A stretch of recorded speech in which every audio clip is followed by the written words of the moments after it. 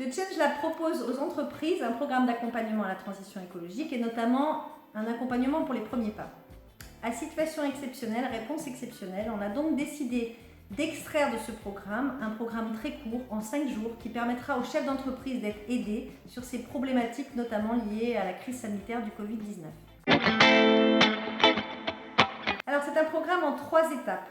La première étape, c'est d'identifier l'écosystème de l'entreprise et de voir ce qui a posé problème pendant la crise sanitaire dans cet écosystème. La deuxième étape est d'identifier les ressources qui vont permettre aux chefs d'entreprise d'être aidés pour trouver des solutions.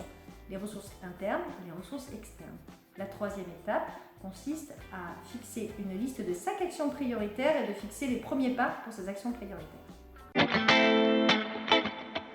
Donc la première étape consiste à identifier son écosystème. L'écosystème de l'entreprise, c'est quoi? C'est toutes les personnes et les matières premières avec lesquelles la société interagit. Il y a eu des blocages pendant cette crise sanitaire et il faut les identifier. Je vais vous donner un exemple précis, puisqu'en dehors de mon activité de conseil, j'ai une entreprise d'e-commerce. Et dans cette entreprise d'e-commerce, je vends des produits qui viennent de loin, notamment du café. Le café venant de loin, bien entendu que la frontière péruvienne est fermée, donc je ne peux pas commander mes produits. Il se trouve qu'il y a quelques années, j'ai mis en place avec une autre société un transport commun pour faire venir mon café. J'ai appelé cette société et cette société a pu me dépanner pour que je puisse livrer mes clients. La deuxième chose qui s'est passée, c'est que j'ai un problème d'emballage. Assez rapidement, je n'ai plus d'emballage pour pouvoir conditionner mes produits. Donc j'ai appelé un magasin, je savais qu'ils utilisaient les mêmes conditionnements que moi, et je leur ai racheté le stock, ce qui les a bien arrangés parce qu'ils avaient un problème de trésorerie, ils ne vendaient plus du tout, ils avaient complètement fermé le magasin. La troisième chose, c'est qu'il fallait que j'emballe les petits sachets et les autres produits que je propose dans des sacs pour livrer aux clients. Donc j'ai demandé autour de moi à tous les gens qui avaient des sacs en papier, puisque je ne pouvais pas me fournir des sacs en papier qui venaient de loin. Et la quatrième chose, c'est le transport, puisqu'il fallait que je livre les commandes dans les villages, puisque ni les relais colis ni la poste ne fonctionnaient.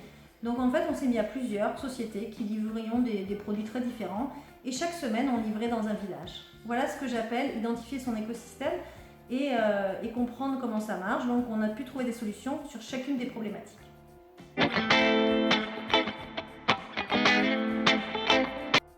Donc la deuxième étape, elle consiste à identifier les ressources internes et externes qui peuvent aider le chef d'entreprise et à travailler de manière collective. Aujourd'hui, il est très important que les employés comprennent qu'ils doivent être impliqués dans cette recherche de solutions. Parce que le chef d'entreprise ne peut pas décider de tout seul. Et les impliquer, c'est aussi leur redonner du sens et leur donner de l'utilité. Donc ça, c'est très important et moi, je peux accompagner les chefs d'entreprise sur cette partie-là. Je vais vous donner l'exemple d'un traiteur. La première de ces problématiques, c'est de rendre son activité digitale.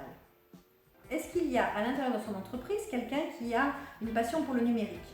Deuxièmement, il doit recréer ses recettes à partir de produits locaux. Qui pourrait rechercher ces produits locaux à sa place? La troisième partie, c'est de trouver de nouveaux clients et pourquoi pas des comités d'entreprise. Y a-t-il quelqu'un qui a un profil commercial qui puisse le remplacer sur ce type de tâche? Quatrièmement, il doit transporter ses produits et il n'a pas de mode de livraison qui a été déjà identifié. Comment peut-il faire? Tout ça, on peut le créer à l'intérieur de l'entreprise avec un collectif. Maintenant, si on prend la partie collective externe, je peux aider le chef d'entreprise à identifier des réseaux ou des associations ou des collectivités dans lesquelles il y a des réflexions plus globales sur son métier. Ça permet au chef d'entreprise de prendre de l'air, en fait, de prendre de l'espace parce que du coup, les autres entreprises ont les mêmes problématiques que lui.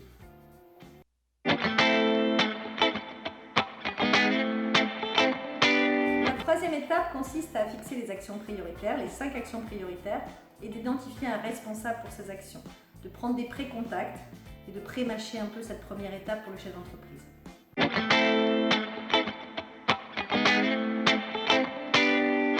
L'objectif de ce programme court, c'est de donner une bouffée d'air aux chefs d'entreprise pour qu'ils se sentent moins seuls, pour qu'en dehors des réalités économiques qu'il a à gérer à très court terme, ils se sentent soutenus par une équipe, par un collectif. Et à côté de ça, qu'ils puissent anticiper l'avenir afin de ne pas revivre les mêmes problématiques dans le futur.